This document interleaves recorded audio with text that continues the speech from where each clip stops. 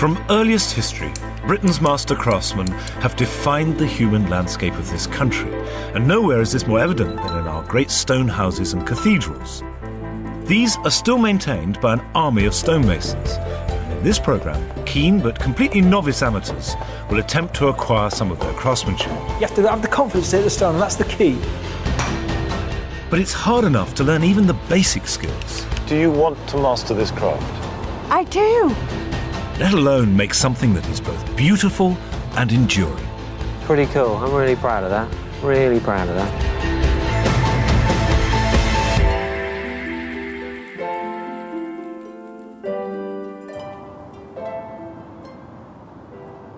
I'm up on the roof of Hardwicke Hall in Derbyshire, and this is the most extraordinary building in an age of extraordinary buildings, the Elizabethan age, where flamboyance and power proclaimed itself in structures for all the world to see.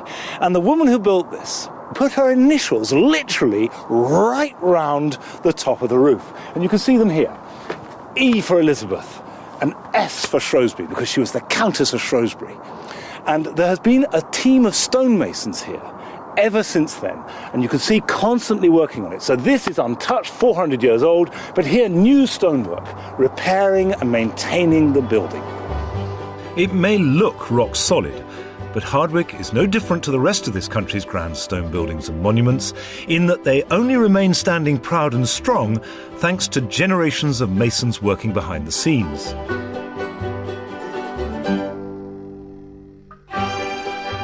At the turn of the 20th century, there were 50,000 stonemasons working in Britain. But the introduction of cheaper building materials, principally precast concrete, combined with the mass destruction of the Second World War, has ravaged the craft. And today there are less than 5,000 stonemasons in the country.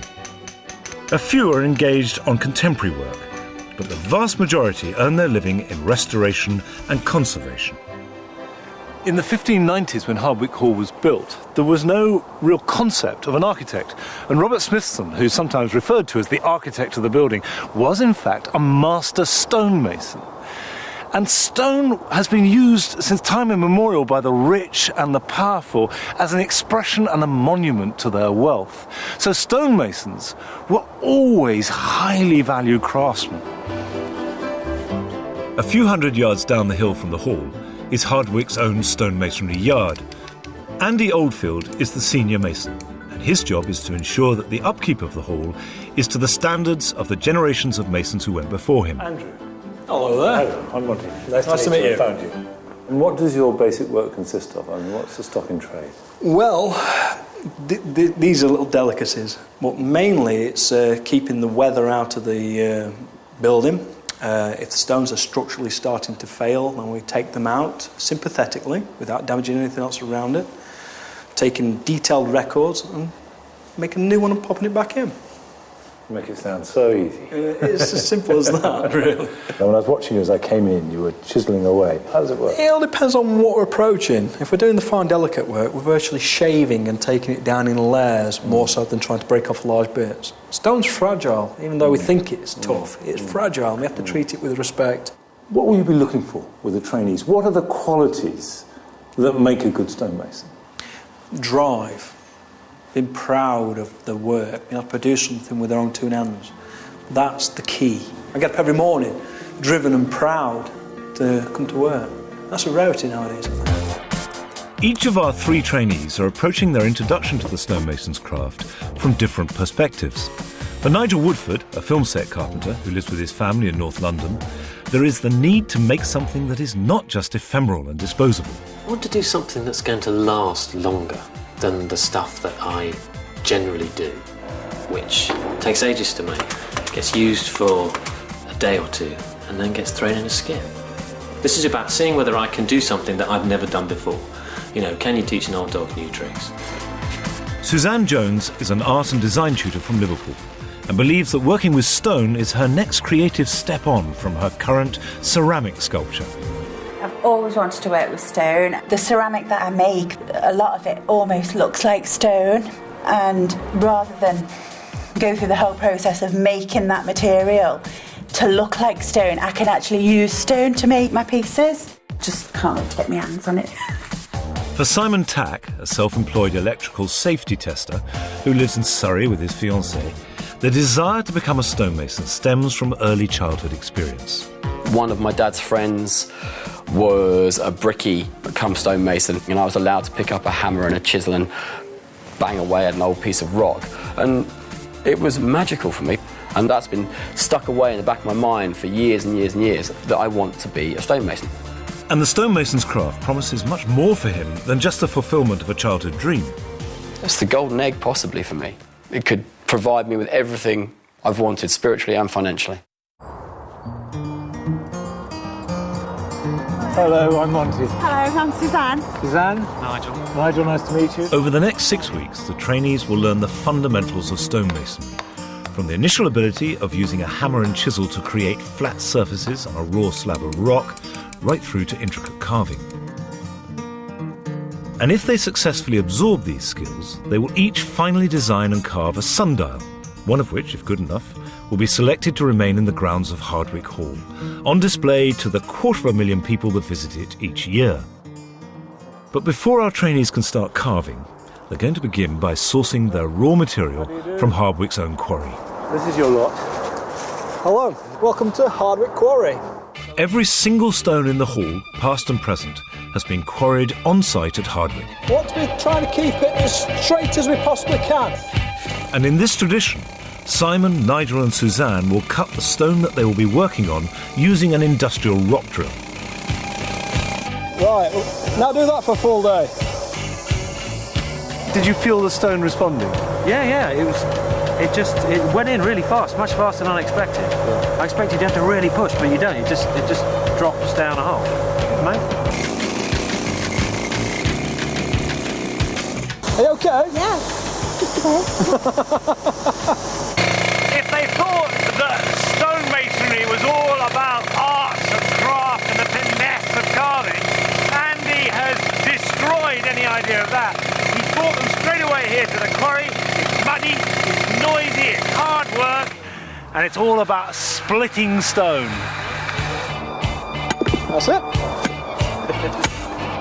How's that? It was phenomenal, seeing it break along the fissure lines. It was a real surprise. Yeah. But I've never worked with stone, so I didn't really know what to expect. But this is the last time any of them will be picking up a power tool for a while. They must first get to know and understand the material using nothing but simple hand tools. So they and the stone head to the workshop in the stonemason's yard, which is known as the banker's shop. Welcome to the banker shop. Roll it over. The first skill that our trainees have to master is that of making a flat surface. Now, it doesn't matter what the end design is going to be, whether it's complex with raised relief and curves, or whether it's relatively simple. It is based upon the ability to make a flat surface. With a hammer and chisel, they will have to get it absolutely smooth and flat. And if they can't master that, they will never become a stonemason. This is the process known in stonemasonry as boning in. Now, the bone-in process is the key to all masonry. It was what was done centuries ago and is still done as a learning process for apprentices. I don't know if you notice the tools. Pitcher, punch, claw, chisel. Ones which are rounded have the ball on the end. They're called mallet-headed chisels. Obviously, as the name suggests, it's to be hit. We've got a round mallet and a round head. So as we're hitting and we're slightly changing direction, we get the same surface contact area. A few taps to get you started. The key is rhythm.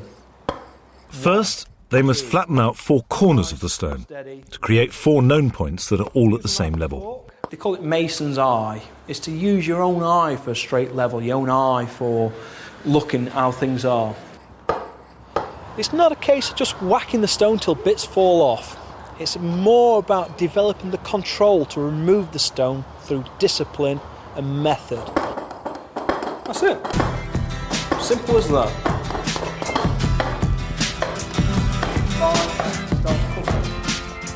I quite like this. It's quite relaxing. I could do this for hours. I probably will have to do this for hours, but... I'm just finding that my hands are so tense, I'm gripping everything like a vice, and my palms are already hurting. It's quite difficult. 100 steps from here and I'll be laying a piece of stone in that castle. You're in control, you're showing it that you're removing the waste. You have to have the confidence to hit the stone, and that's the key. Pull back, go across. As with all crafts, the trainees must learn to embrace patience and repetition. Excellent. It's a lot harder than I thought. It's a lot slower than I thought. 4, 5, 6. Rhythm. It's like playing an instrument. It is. Yeah. An average stonemason's apprenticeship lasts for 4 years. And while the trainees tentatively chip away, I talked to Andy about the financial implications facing a potential mason. If you want to make a living as a stonemason in the 21st century, is there a living to be made? There is, but it's a case of commitment. So when you first start, you're on a very basic wage, and I'm talking minimum wage. Yeah, which is what, 12 grand a year? Yeah, isn't it? And then as you get through the time served period, you're actually going to find you're going to be on a reasonable wage, 25,000, depending where you are in the country. Could be 60,000, depending on what projects you're working on. But it's based on experience. No employer is going to pay you top of the wage once you've first done your training until you prove your worth.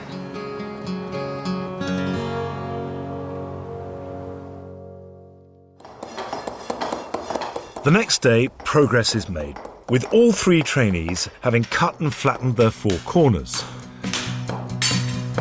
The next principle is to join these corners together with straight ledges around the edge of the stone, before flattening the rest of the surface by removing the waste material in the middle.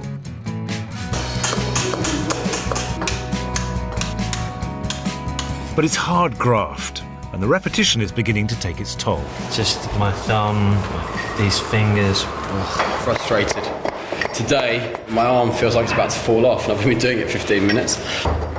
All stonemasonry is based upon creating straight lines to make flat surfaces, and the boning in has been an essential initiation for the trainees. Good morning. I'm afraid it's Judgment Day. Armed with the stonemason's unarguable arbiter, the straight edge, Andy checks to see how flat their surfaces are.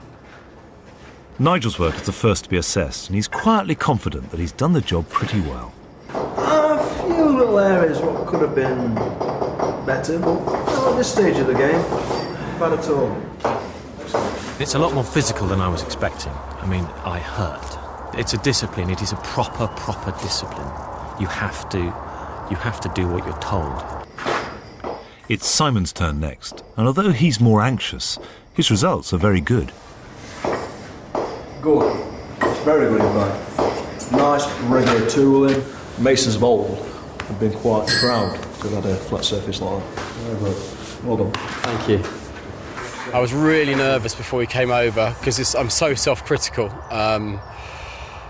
But when he said Masons of old would be proud or pleased with that, and he said really good, I was chuffed to bits.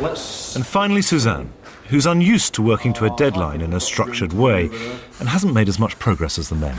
It's not a race. It's a nice... Obviously.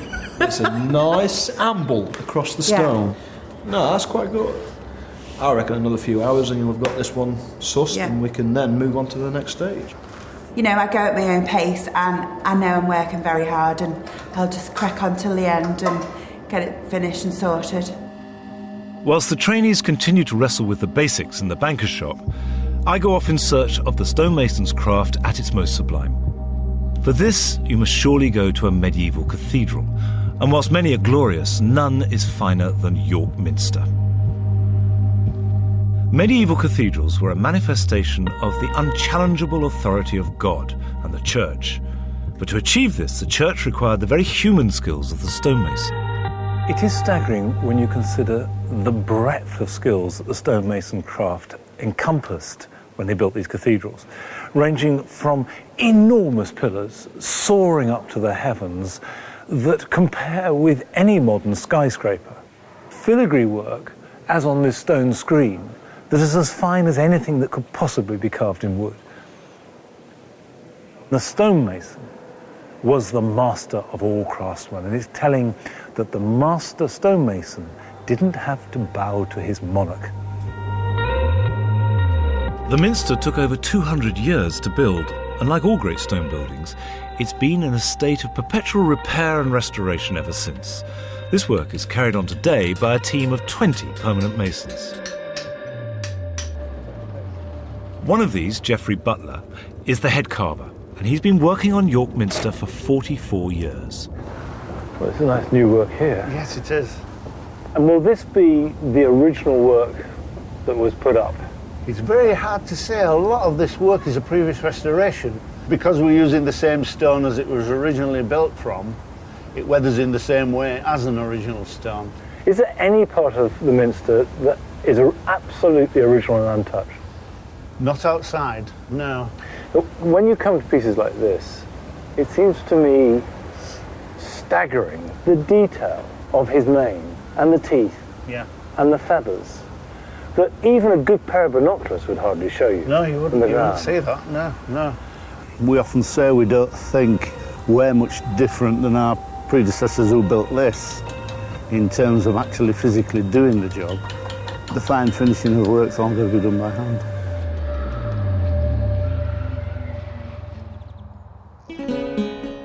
Back at Hardwicke Hall, the trainees' intense education continues. After 3 days, they've learnt how to create a flat surface. Now they must learn how to shape it by replicating a cornice stone. We're going to really ramp it up now and make them increase the skill level, but also understand just that first bit of flat surface work was the key to everything. All restorative stonemasonry requires the ability to replicate the previous mason's work exactly. This is a template. This is what you would do if you were making a piece of masonry for the hall. You would actually create a template to the stone you're replacing. Using your scriber, mark into the stone. After drawing the template on both ends of the stone, you then mark out your cut lines. Stage one is to remove the chamfer. To create the curved edge of the template, known as the ovolo, the trainees will have to cut a series of flat edges or chamfers across the corner of the stone. So imagine that will look like a 50 pence with a series of points. And then every time you take a point off with a flat chamfer across another chamfer, You've got less to make it gets less. And then all of a sudden it will go round. After taking the ends off and roughing out the middle bit of the waste stone, the group are back on familiar territory. So I've left with this big rubbly centre which you had on your flat surface.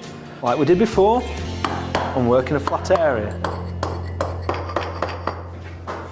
Okay, so that's stage one. Prove me you can do it. You know, test yourself, push yourself. It's cool. While Simon and Nigel seem to take to the task with zeal. But it's starting to look a bit more like it should. Suzanne is still taking a more cautious approach. Suzanne's just slower. She likes to feel the chisels, she likes to know that what she's doing is very accurate, and I like to say that it is. You're getting there. Yeah. Right? Your pace, your level, you're moving on.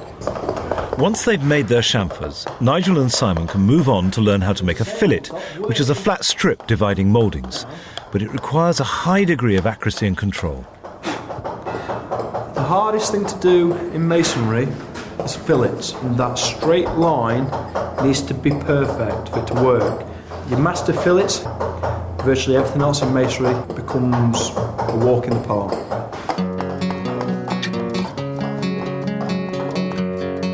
Having left the group for a week, when I get back to Hardwicke, I'm curious to know how the group have all progressed. Hello. Is there anything so far that you find more difficult than anything else? That, getting the flat surface. This was the bit that we quarried, and just getting that flat was a day and a half, 2 days of agony. And just trying to keep the concentration going to get that. It feels flat to me. Good. Very impressive. How's it feel? Good, good. And do you feel under any time pressure? I am aware that everyone is doing the same tasks, and if I'm very slow, then I'm going to, keep them behind. So I am aware of that and kind of up my game a little bit. I'm stopping you, aren't I? Go on, you just get on. All right. And how's Simon getting on? From the outset, he's the one who's made no secret of wanting to pursue this as a career. Hi. And so after 1 week, are you feeling this is the right thing to do? I'm feeling more and more keen and in tune with working with stone. Right. I mean, my only concern is that I'm going to be good enough. I don't want to be an average stonemason, and that means practice, practice, practice. Looking at them individually, I mean, which one is standing out at the moment? I would say Nigel, within a matter of a few days, has really started to shine. He didn't take notes, he watched. He observed how I was working when I was demonstrating, and he took to it like a duck to water. Simon's very, very focused, intense. He's very controlled and he wants everything to be perfect. Suzanne's very artsy, so she's approaching it from an artistic, wanting to enjoy the process of working the stone more so than the end result. But she's got there, or she's getting there. So you've got 3 very different characters, really. Oh, yeah. Stonemasonry is like any other commercial craft in that whilst maintaining the highest standards is essential, speed is also of the essence. Get those fillets done by lunchtime.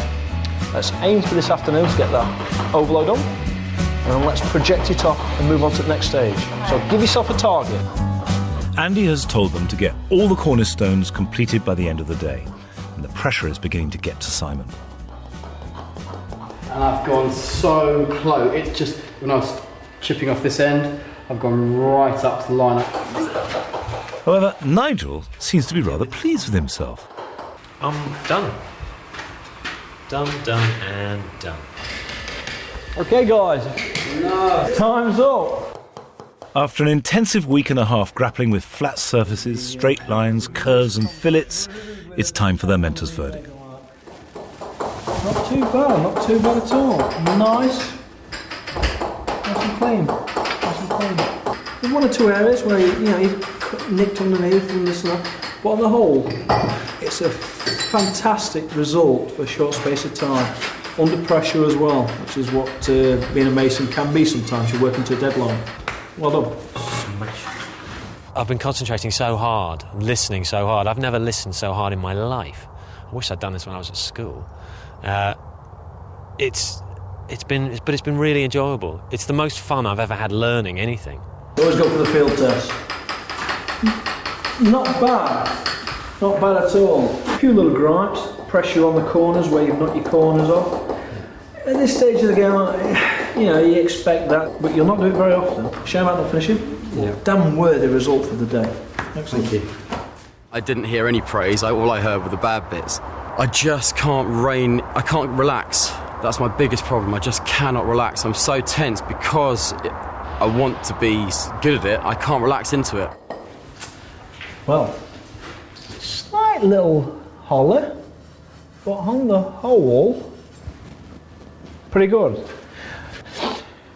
Would have liked to have seen it finished. A bit. Well, I will finish it. I'm just going at the pace that I believe that I work well at, and the pace that I'm going is I'm collecting all that information, at a steady pace. And if I don't finish the tasks, then it's not the be-all and end-all for me. Suzanne worries me slightly that she's never ever going to complete a set project or task. We'll work with her to get her to step out of a little crafty, artsy zone and get into the more productive zone.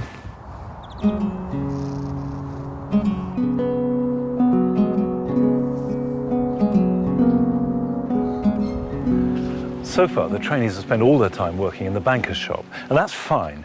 But in practice, the stonemason spends an awful lot of their time up ladders, on roofs, sometimes very high indeed. And he's brought them here to this church where they're mending a steeple, so they can get a taste of what it's like to work when it's cold, it's high, it's slippery, and very different to the environment of the banker's shop. Aha. Okay. Morning. You don't look down, you look up, hold on with both hands and use your feet to climb. Before any work can begin, there's a 60-foot climb to the top of the steeple.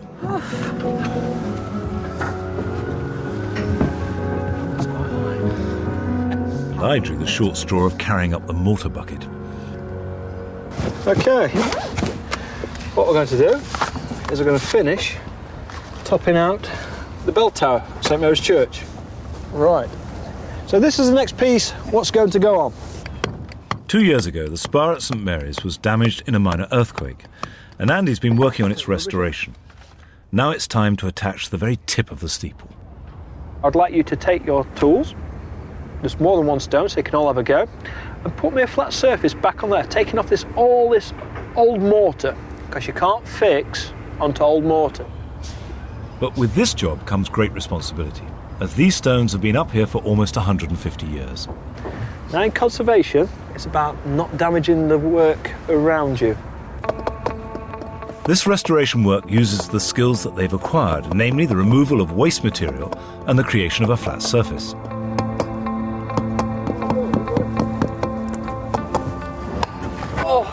Oh dear. Oh my goodness. Yes, something like that. So tell me what's happened. I chipped a bit And how did you do that? with this. You hit there? Yeah, hitting out the edge. Sometimes mistakes happen. So when you're taking old building pieces, even though you can try your hardest, it just doesn't want to give up. It doesn't want to part. And we have to put up with it. Or we don't do the work. It's distressing, isn't it? Yeah, I can see that. And it's, it's a fairly shocking lesson to learn. They'll never make the same mistake again. No. I can guarantee that. Luckily, they're in expert hands. I'll mortar repair it, and I'll catalogue it in the records of this church. A little shaken, if not stirred, we get on with the job. Nice thick bed in the centre. And once the old mortar is cleaned off, it's time to reassemble the steeple with some new conservation-grade lime mortar. To keep it supported and feed it down. As soon as that's been pointed up, it'll all blend in to one nice little thing. Okay. That's it. Well done. After topping out, there's some pointing to be done, and with it a chance to see if they're all still as committed to learning the craft as they were when they began. Presumably you came along on this because you knew you had a passion to be a stonemason. Yeah, the carpentry I do takes sometimes as long to make as some of this, and is used for a couple of hours and then someone chucks it in a skip. So why not spend the same amount of time making something that's going to last 400 years? And did you feel the absence of that in your life? Oh God, yes. And when you finish, are you going to go back to the work you were doing before? I hope not. But bills have to be paid. Where is this experience, this new experience, where's it going to take you? It's going to take me to happiness. That's where I see it. Contentment, harmony. And you think that this 6-week experience, this brief, intense experience, will be the key to that, will open that door? I absolutely hope so. My intention over the next 4 weeks is to work as hard as I can to be good at the masonry and get Andy drunk enough so that he offers me an apprenticeship. Right, okay. It seems that the blokes are motivated by a slightly competitive combination of salvation and success. But I'm still not sure what drives Suzanne. Where's all this going for you? What do you want to get out of this? Well, I want to work in stone. I want to... But what sort of work? I could possibly make sculptures, you know. So you want to sculpt? I want to sculpt in stone, yeah. Do you think that mastering a stonemason's craft is the best route to stone sculpture, rather than? Well, it's a discipline. It's a discipline that the technical discipline of stone. I mean, if I've got the technical side of how to master the stone, then I can apply my aesthetic discipline to that, and that will become a sculpture. That seems fair enough. It's now the midway point of the course, and Andy wants to really stretch the trainees with their next task, which is set into the walls of Hardwick Hall itself. Well, I want you to understand the full scale of what you're going to do next. And you need a bit of distance to be able to do that. I want you to go and find a corbel. And that's going to be your next task. You're going to produce a corbel. And if the skill level's high enough, you'll be putting it into the hall itself. Wow. It will go into the hall. A corbel is essentially a protruding support for a windowsill whose surface can be carved and decorated. and Andy has the group have a good look at those on the building. I mean, I'd love to do this. Give me, I probably need 6 months, like. As with all the work they've done so far, the nature of the challenge facing the trainees is not to express themselves, but accurately replicate the work of the masons who've gone before them at Hardwick. This is the master copy, which we take all our datum information off, and this is what I want you to make. Andy would normally give an apprentice 3 days to make a corbel, but given their lack of experience, he's allowed the trainees twice that time. The job will encompass everything the trainees have learned so far: boning in, filleting and detailed carving, and they need to be done perfectly if their corbel is to make it onto the hall. This is a bit more complicated, and it's going to be friggin' obvious if it isn't right. At the minute, I haven't got my head fully around it. I know it's going to be a big, big job. And I think that's just what I'm a little bit concerned about. After some initial hesitation, the men get on with the robust business of removing waste material. I've started. That first hit, it's like, whoa. But Suzanne is not yet properly stuck in. Concentrate on waste removal. Confidence, waste removal, get you down there.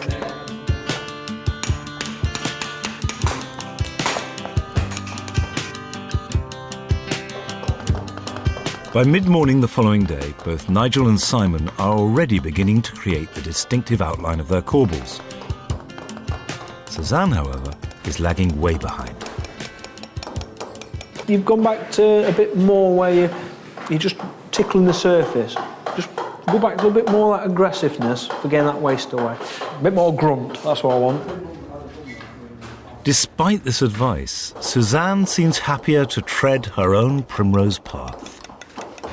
This is the nice part, this is the kind of mellow part, which I really enjoy doing, so there's no grunting involved in this one.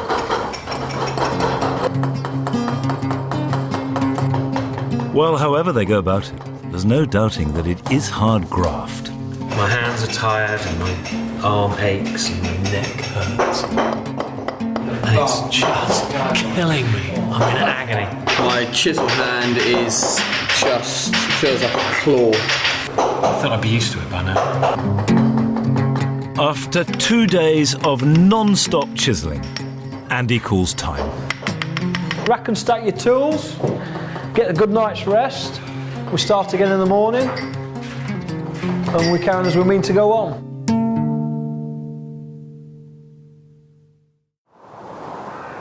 But the next day, not everyone is able to even start as they mean to go on. Just feel really overheated and sore throat, no energy, and try and feel better for tomorrow because I really need to get back in there and carry on working if I want to get that piece finished. If I have the flu, I'll still be in here. Just have to wear a mask and crack on with it. Well, Suzanne isn't superhuman, so while she's confined to her bed, Simon and Nigel forge ahead. And when she returns, Andy is keen to stress the importance of meeting deadlines. Even though people view it as like an art form because it's really intricately worked, it's a craft, it's a skill. And what we need to do is break away from the artistic side sometimes and deal with it as though it's a job. By close of day today, complete, focus, 1 day, 1 job. And then we'll move on. Sound. If she doesn't actually start to knuckle down and discipline herself to deliver, she probably may never finish a project, and I don't want that to happen. I'll just work as hard as I possibly can on it, and that's all I can do.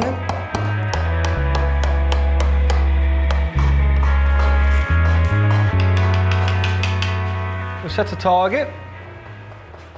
We've not quite reached it. I'm just knackered. I'm absolutely knackered. Tool up. Let's call it a day.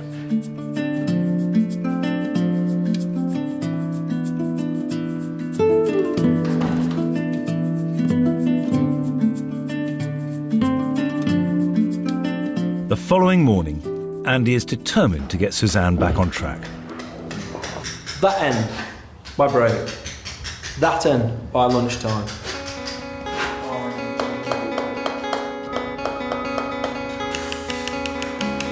Andy's words seem to have a galvanising effect, because now Suzanne starts to make real progress.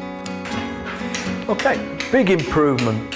We've got his fillet formed, we've got his waist off. A few high points, but nothing to worry about. Excellent, well done. But she is still way behind the other two, and Nigel has nearly finished. It's weird, you know, that this was just a big lump of rock, you know. Every single last bit of this has been taken out by me, by hand.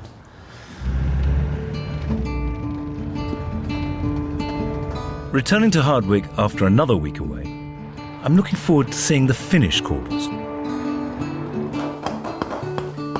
If any of them are to stand a chance of getting their work onto the hall, they will first have to impress Andy's boss, Master Mason Trevor Hardy, as no work ever leaves the banker's yard without his approval. When you're sort of working out what you're impressed by, what are you looking for? It's got to be an accurate representation of the stone that we intend to replace. Yeah. And B, the quality of the finish, most important. Hello, morning. Good morning. We're coming to look at the work. Judgment Day. Right, so we'll start with Simon's corbel. You see, it looks fantastic to me. It does. You've had a reasonable stab at it, Simon. Needs cleaning up somewhat. Some of the lines are not that crisp, and some of the angles are not square. So what you're saying is where you have any straight line, any angle, they've got to be as near damn perfect as you can get. Yep, and they've got to be crisp. Could that either go as it is or be worked on to go as it is onto the hall? No, on both counts. Okay. You see where you are? No, I expected it. I expected it. Right, let's move on to the next one. How's this? It looks very, very clean. Other than the lines again, not got that crispness. And if you can see, they're not quite equal. That angle? Yep. Changes halfway across, doesn't it? Yep. So, you know, it's small things like that. And I think the sinking needs to be cut deeper.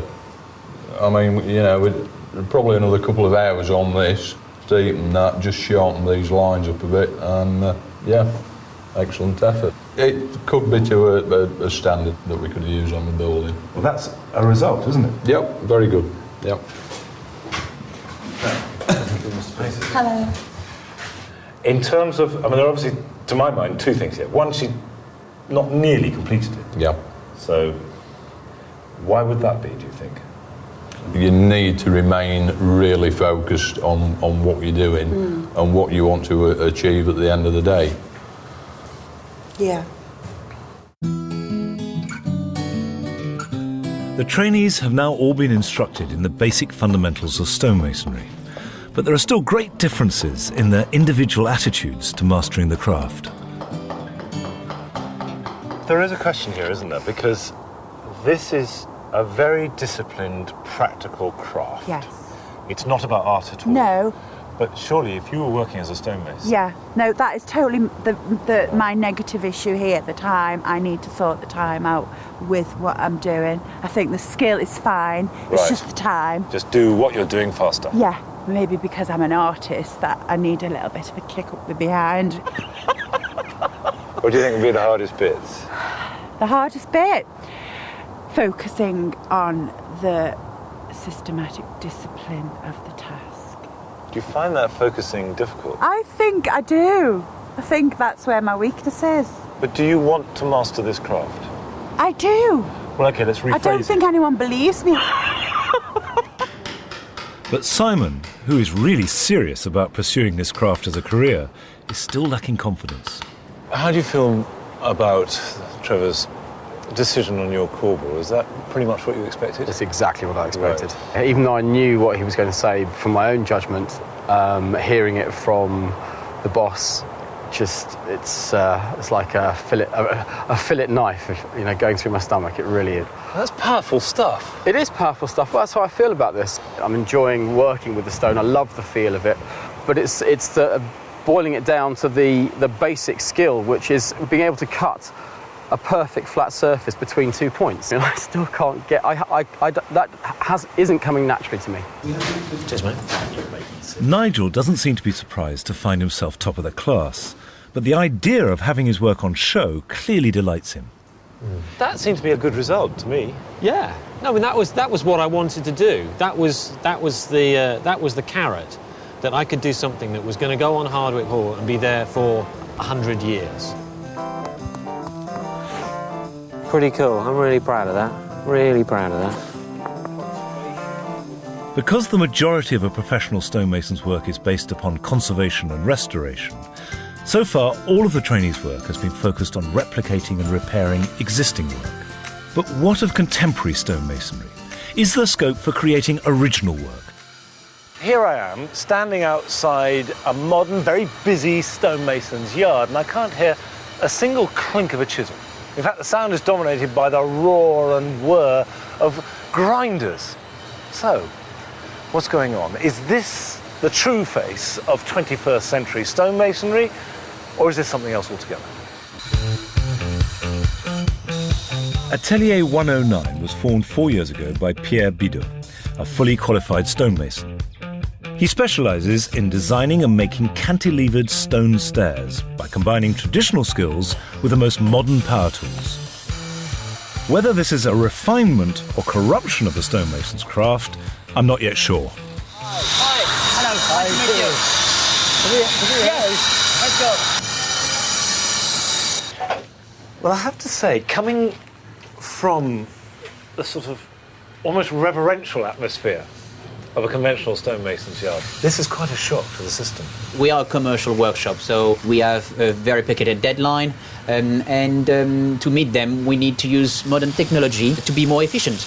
Is the inevitable consequence of this that the old skills and the old tools simply are no longer relevant? Obviously we are using the machine as much as possible, but for all the finest detail and so on, we need still the finishing touch as still to be applied by hand. There are tools that make certain stages quicker, and you've got to use this tool to make it viable economically. It would be possible for Pierre to replace his workforce with a computerised system, which in theory could do the job just as well as them. So why doesn't he take that logical step?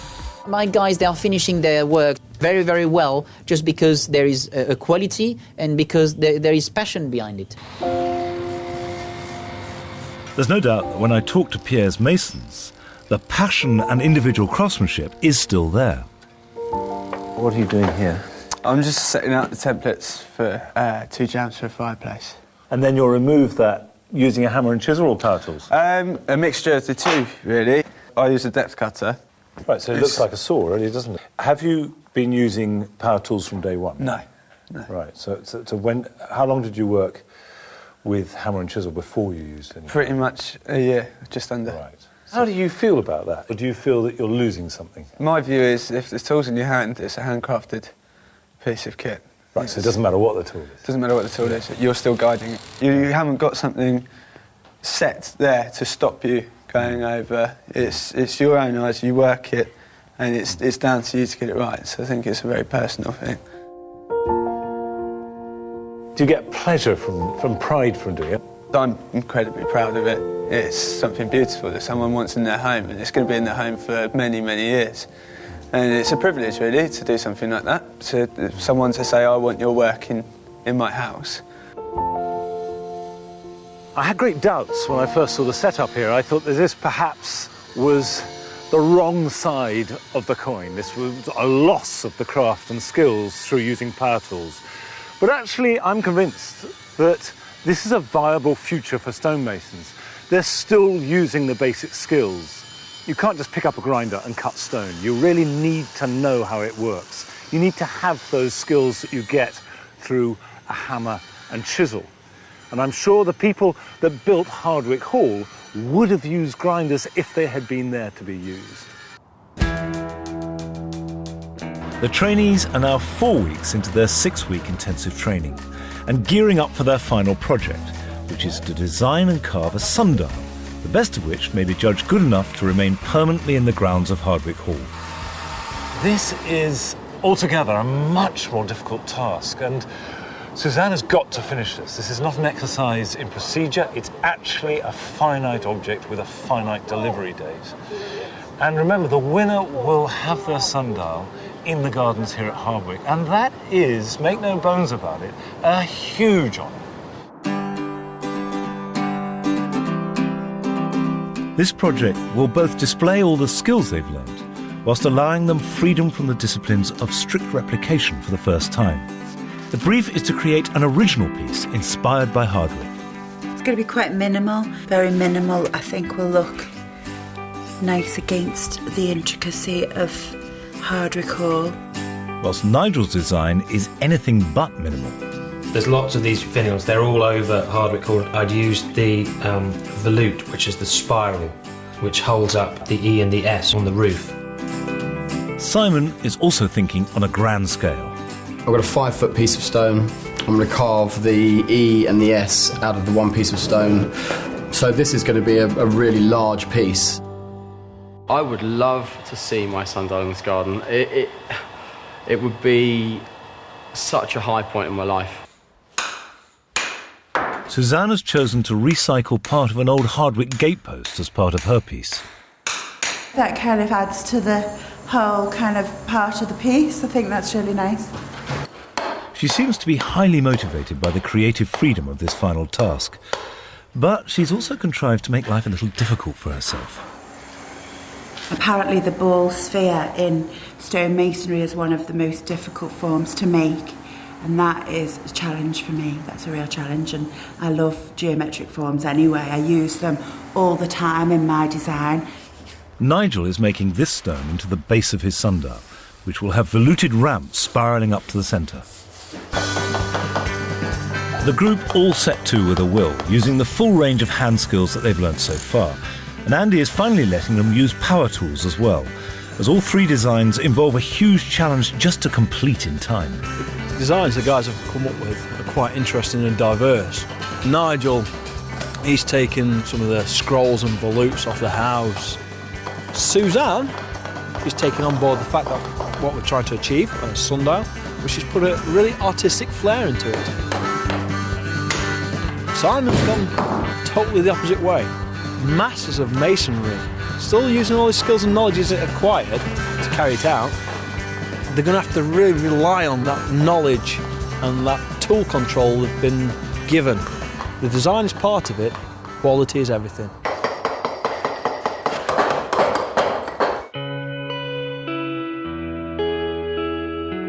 But after 2 days' hard work, Nigel's design is derailed by a naturally occurring clay pocket in the middle of his stone. Just worried it's going to look like a dog's breakfast when I finish. No, it won't. Relax. Right then. Relax, that's all. Just relax about it. Stand back, people. I'm going to hit something. Get your mental process from that, then we work again. I did that yesterday, and now basically I've got to do the same thing all over again today. And I know how much I hurt. But Suzanne proposes a solution. Yeah, keep going, keep going. Oh. Hold on. Then picks up there. So you're just talking about half a spiral? Nigel is not entirely convinced. It's just going to look I horrid. think it'll look nice. I Because think less it'll is look more. horrible. Less is Less more. is more. You say that. This is not the Bauhaus. Maybe it could be. I've been to the Bauhaus. I'm not doing any Bauhaus stonemasonry. Less is more. Okay. Cheers. I'll leave it there. Thanks for your input.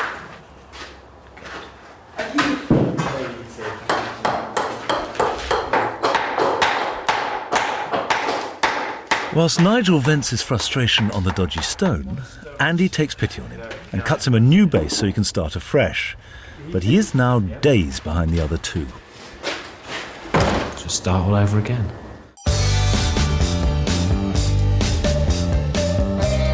They've reached the final week, and the trainees are now chiselling from dawn till dusk. Simon has now removed all his waste material to reveal the initials ES that form the basis of his sundial. Things coming together. A couple of little mistakes, but I've allowed for those in my original plan because I've made a few mistakes over the weeks.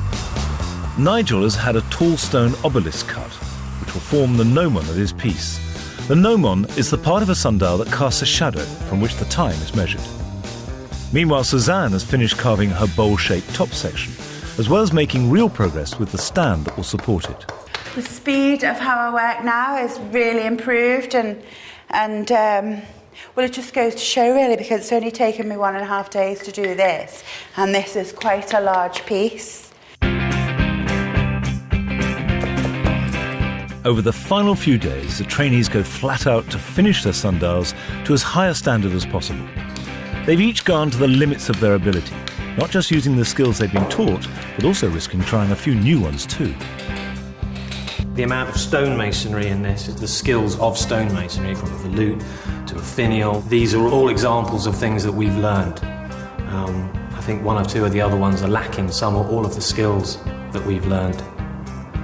While Nigel seems certain that his superior skills should make him the rightful winner, Simon has a rather more generous view. I was just speaking to Andy and the others, and to be honest with you, I think if I had to choose one of them to win, it would be yours. Oh, don't you get me crying? And I didn't think so at first, when I first saw it, but with the metal and the pool of water in it, I think that's just such a good idea. So, yeah. But I hope you don't.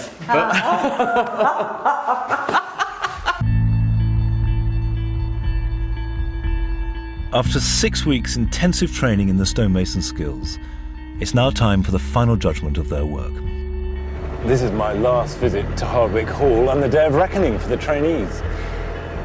And I do hope I'll see 3 finished sundials, although it's been tough for them. It's a lot of work to get done in what really amounts to 8 days for them. But if they're complete, and I see all 3 in position in a beautiful garden, well, that's pretty good for me.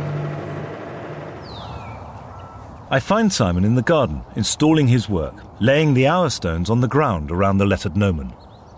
It's enormous, Simon. Yeah. I'm really happy about Good, that. no, that's not a criticism, it's a comment. I designed this to fit with the house, to be quite brutal, which it is, very strong looking. When anybody looks at the house is going to see the E and the S at the top, and then they'll make an immediate connection. Do you regret taking on so much now in terms of actual really labour? Pleased I did it. I've learned more doing this than I have in the last 4 weeks. I did all the sort of working up at angles like that over my head, and I've learned masses. Was it difficult to do? Yes, it was. What was the most difficult? This rising spiral. I mean, I personally really, really like the lettering. Yeah, so do I. You've obviously got a lot of satisfaction out of it. But it obviously matters that you win. Yeah, is that a validation of your satisfaction or a validation of other people? It's the validation of other people. Right. I mean, I think mine's the best. Do you? Yes. I don't want to hope it's good. I want to be told by people who know that it's good. Now, tell me about the design. What's the water for? I wanted to get a different texture from the stone, and then the kind of glaze of the water, but also the birds can use it to drink out of. How does it relate to the house? I've taken this curve, which is called the Cyma Rector, and I've used it as part of the base design. I've done a tight curve on this side, but also keeping this right angle. I thought that was quite a nice contrast. Are you happy with it? How you've done it? I'm very happy with it, yeah. I'm quite surprised, actually. I've got quite high standards in my own work, and I think this is okay. I like it. It's really good. The project clearly involves design as well as stonemasonry skills. So the judge is Paul Hill, an expert in stonemasonry and carving from York College. It's down to him to weigh up all the various virtues and faults of each piece, and then decide which sundial will be good enough to remain here in the grounds of the hall. What are you looking for? I'm looking for quality of masonry, so you're looking at straight lines. You imagine if you put a picture on a wall, and you can see it's not straight. With masonry, it's got to be straight. But on this side, I think there's more of a kick out at the bottom. Quality of carving. And what do you think about the quality of carving? What you're looking at here, you're looking at some of the blemishes that's been left by the mason, the tool in here and on here. There's a couple of pluck marks where the chisel's gone in too deep. producing the spiral volute as a continuous curve going round, it's proven quite difficult. In some ways, it's a complicated piece, yet in other ways, it's quite plain with its finishing. Right, let's go on to the next one then. It works as a sundial. It works. It's very different than the other one. The other one we are looking at definite straight lines. This is a lot softer. In the end, it's forming some sort of organic shape. Yeah. And in a garden, you can say you're looking at things that are organic. To produce this surface level all the way around, you close your eyes and you can feel any of the flats on it. And that's how you have to judge. Is there anything you see that obviously is a flaw on this that's going to mark it down straight away? There's a little nick in there which she should have finished off. In terms of stonemasonry, what do you think about this? There's a lot in there. There's a lot of cutting, there's a lot of flat surfaces, there are some scribe marks in, and again in here there's a definite dip. You don't really need to put a straight edge over that, you can see it and feel it. They all work as a sundial, so I think they've all passed that criteria, but ultimately we've got to look at something, what's going to look right in a garden of this size, and that'll probably be the winning factor. OK, Paul has come to a decision, which he will explain. They've all been really, really good. You've all done really, really well. And the effort you've put in then to remove the stone is unbelievable.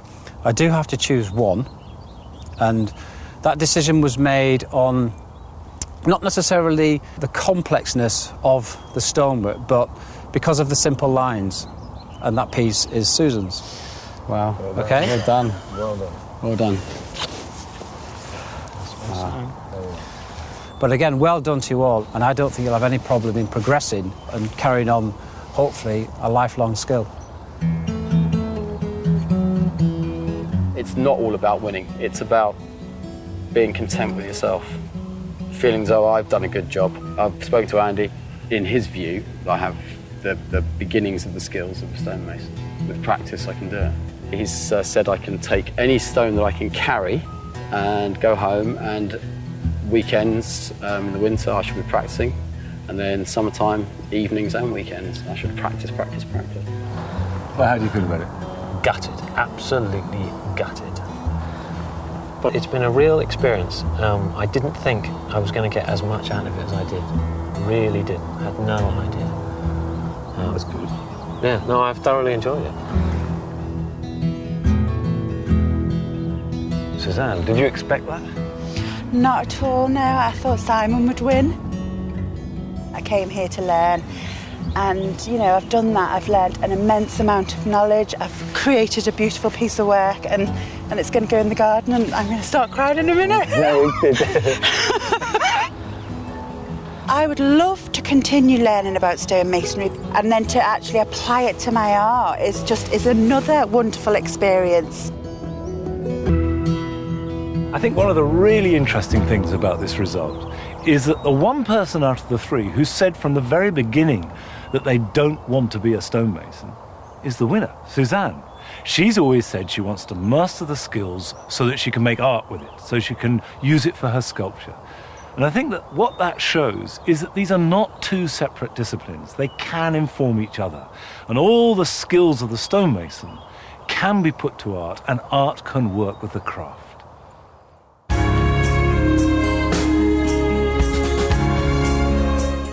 And if you've missed any of the mastercrafts, they're available now on the BBC iPlayer. Coming up, tonight's sporting extravaganza comes to BBC Two. Smithy's giving his all to help our sporting heroes, including his outtakes. So rise to the challenge for Sport Relief next.